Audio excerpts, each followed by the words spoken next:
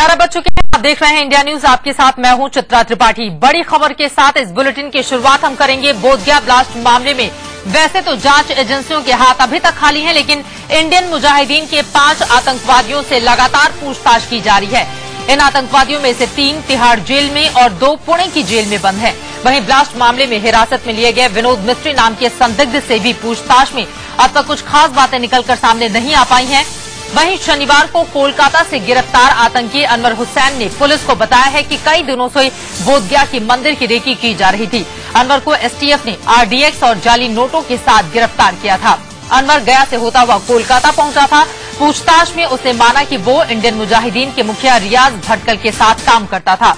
इस मामले में खुलासा तब और होगा जब एनआईए की टीम अनवर से इस बारे में और ज्यादा पूछताछ करेगी। राकेश कुमार सिंह हमारे संवाददाता जुड़ चुके हैं ज्यादा जानकारी लेकर। राकेश, एक तरफ सुबह से ही इन 5 आतंकवादियों से पूछताछ की जा रही है, वहीं दूसरी तरफ अनवर से भी पूछताछ का मन एनआईए बना चुकी है। पूछताछ अनवर से शुरू कब की जाएगी, इस बारे में कोई जानकारी मिल पाई है क्या? देखिए चित्रा, अभी की सबसे बड़ी खबर यह है कि इंडिया न्यूज ने अपने दर्शकों को ब्रेकिंग न्यूज दिया था, जिसमें कहा था कि एनआईए को धमाकों में कुछ सुराग मिले हैं। सीसीटीवी फुटेज से 3 संदिग्धों के जो है तस्वीर सामने आई है, जिसमें एक महिला भी थी। और सबसे खास बात यह चित्रा कि 3 संदिग्ध जो कि आम जो एंट्री पॉइंट होता है या आम आदमी के लिए जो प्रवेश गेट होता है उससे न प्रवेश करके उन्होंने अनऑथराइज्ड गेट का उपयोग किया, जो कर्मचारी उपयोग करते हैं। तो ऐसी स्थिति में उन संदिग्धों की जो वीडियो फुटेज है उसको अपग्रेड किया जा रहा है, क्योंकि जो फुटेज है उतने साफ नहीं है। तो सुरक्षा एजेंसियां खासकर एनआईए की टीम उस फुटेज को खंगाल रही है। रही बात जहां तक अनवर की बात, अनवर से अब से कुछ देर बाद एनआईए अभी तक साफ करना है कि उससे पूछताछ होगी, लेकिन कब पूछताछ होगी इसके बारे में समय नहीं बताया जा रहा है। लेकिन जो पहले दौर की जो पूछताछ है, जो 5 आईएम के आतंकियों से पूछताछ सुबह से हो रही थी, कल देर रात भी हुई थी चित्रा, वो पूछताछ खत्म हो चुकी है। पुणे में पूछताछ अभी भी जारी है चित्रा।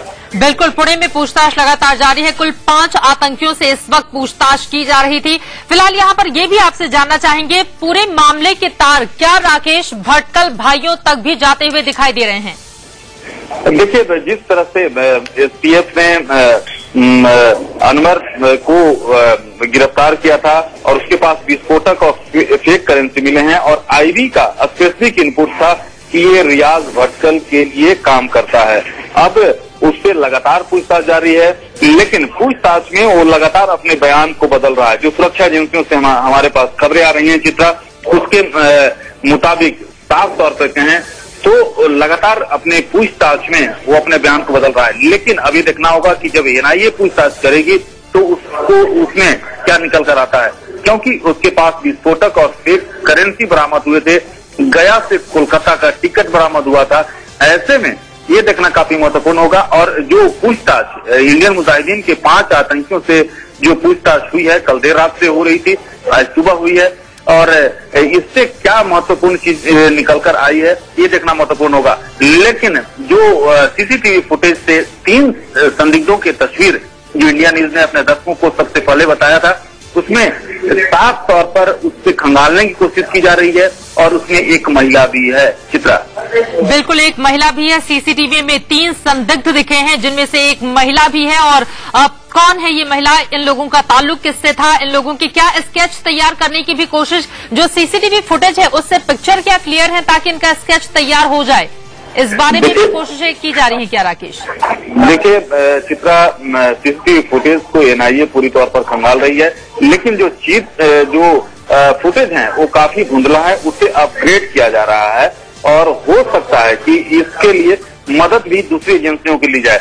लेकिन ये देखना काफी महत्वपूर्ण है, अगर जैसे ही उस फुटेज की जो स्पष्ट चित्र आता है तो ऐसे में स्केच जारी जरूर किया जाएगा चित्रा। बिल्कुल, स्केच जारी किया जा सकता है, लेकिन सवाल बड़ा ये उठता है कि दरअसल जो सीसीटीवी कैमरे वहां पर लगाए गए थे वो नाइट विजन के ही नहीं थे, यानी कि रात में गतिविधियां क्या घटती हैं उस बारे में पूरी तस्वीरें वो कैप्चर नहीं कर सकता है। इसी वजह से चुनौतियां इस वक्त न सिर्फ एनआईए के सामने बल्कि जो भी टीमें इस वक्त जांच कर रही हैं उनके सामने बनी हुई है। लेकिन ये बताइए, 2 दिन हो चुके हैं। परसों सुबह 5:30 बजे हमला हुआ था, कल दिन भर पूछताछ की गई, आज भी सुबह से लगातार पूछताछ की जा रही है, लेकिन अभी तक हाथ खाली के खाली है एनआईए के। अब और कौन कौन सी ऐसी दिशा है जिसमें अपनी जांच को आगे बढ़ाने की कोशिश एनआईए की टीम से की जाएगी? राकेश, देखिए चित्रा, कोई ठोस सुराग, जहां तक ठोस सुराग की बात करें, अभी तक एनआईए के हाथ नहीं लगी है। लेकिन सीसीटीवी फुटेज को लेकर काफी असामान है। एनआईए के एक अधिकारी ने इंडिया न्यूज से खास बातचीत में कहा है कि उन्हें कुछ इंपॉर्टेंट लीड्स मिले हैं, लेकिन अभी इस समय खुलासा नहीं किया जा सकता। लेकिन इतना जरूर है चित्रा कि अभी कोई ठोस सुराग एनआईए के हाथ नहीं लगी है। लगातार एनआईए की 5 टीम जो है लगातार इसमें जांच में जुटी हुई है। और सबसे जो अभी अगर बात करें एनआईए की जो पूरी जांच है वो सीसीटीवी फुटेज की जो संदिग्ध व्यक्तियों की जो दिख रहे हैं उन पर टिकी हुई है।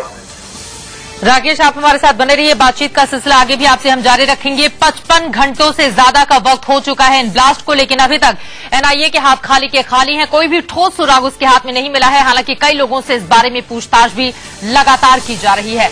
आपको बता दें, इसके पहले बोधगया में हुए सीरियल धमाकों का सीसीटीवी फुटेज जारी किया गया था। कैमरे के समय के मुताबिक सुबह 5:40 पर 40 मिनट 27 सेकंड पर पहला हमला हुआ था। तस्वीरों में आप साफ देख पा रहे हैं कि एक कर्मचारी मंदिर परिसर की सफाई कर रहा है और उसी समय बोधि वृक्ष के पास जोरदार धमाका होता है। तस्वीरें आपके सामने है, जोरदार धमाका, और उसके बाद से वहां जो कर्मचारी काम कर रहा होता है वो बिल्कुल किनारे चला जाता है। तब तक एक के बाद एक 2-2 मिनट के अंतराल पर कई जगहों से धमाके की खबर आती है। पहले धमाके के ठीक 2 मिनट के बाद दूसरा धमाका होता है। इसके बाद एक एक कर 10 धमाकों से पूरा का पूरा मंदिर परिसर दहल गया। लोग सहम गए और भारी अफरा तफरी मच गई।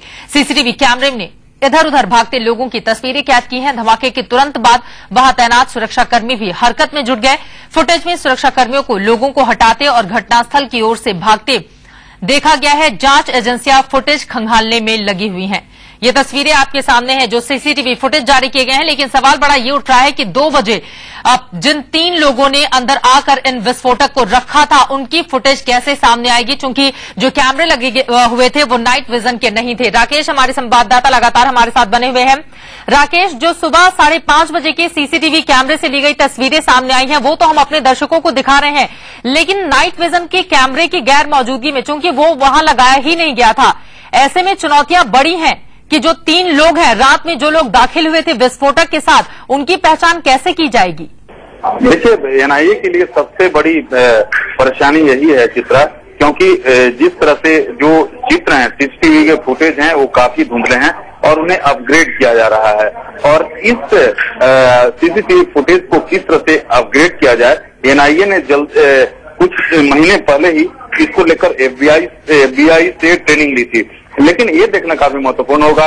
और सबसे खास बात, एनआईए के अधिकारी ने यह भी बताया है कि 30 दिन की सीसीटीवी फुटेज को भी खंगाला जाएगा चित्रा, और उससे मिलान किया जाएगा कि आखिरकार जो संदिग्ध व्यक्ति हैं क्या पहले भी इसने रेकी किया था, इसकी भी इससे मिलान किया जाएगा।